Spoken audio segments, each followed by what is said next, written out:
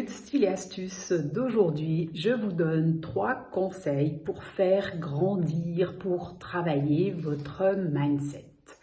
Alors, le premier conseil que je peux vous donner, c'est de vous fixer un objectif chiffré. Si je vous dis « je lance mon idée et on verra bien », ou si je vous dis « je lance mon idée et l'objectif que je me fixe pour l'année est celui d'arriver à un chiffre d'affaires de 50 000 francs ». Vous voyez un petit peu la différence entre les deux. Le fait de fixer un objectif m'oblige en fait à passer à l'action, c'est-à-dire à fixer un prix, à justement regarder les actions que je peux mettre en place pour arriver à l'objectif que je me suis fixé. Et puis en fait, peut-être commencer par là, qu'est-ce que je vais vendre? C'est quelque chose de concret.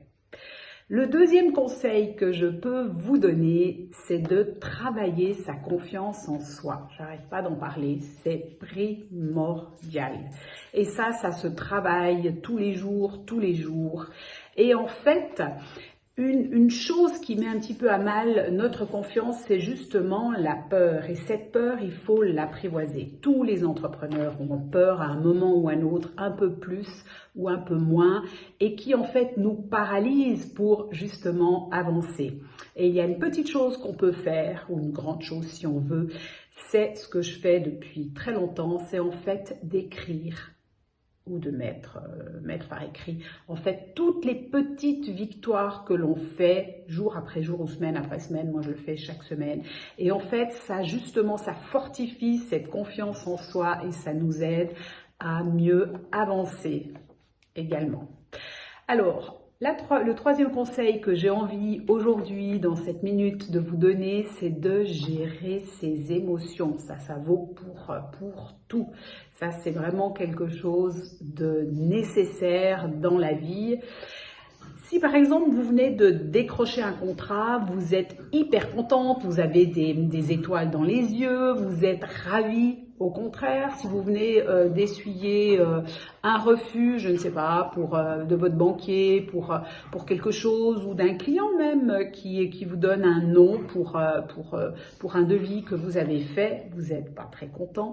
Et en fait, ces émotions-là vont avoir une influence sur vos actions et vos résultats. Donc, d'où la nécessité justement de gérer, d'apprendre en fait à les gérer.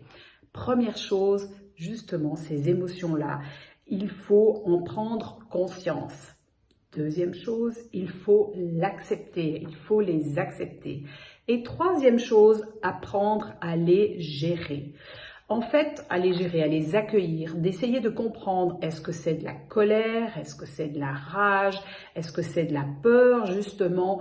Et en fait, quand on arrive à comprendre d'où viennent ces émotions, on a beaucoup plus de facilité à prendre du recul. C'est en fait une habitude à mettre en route et qui vous aidera à prendre justement le recul nécessaire.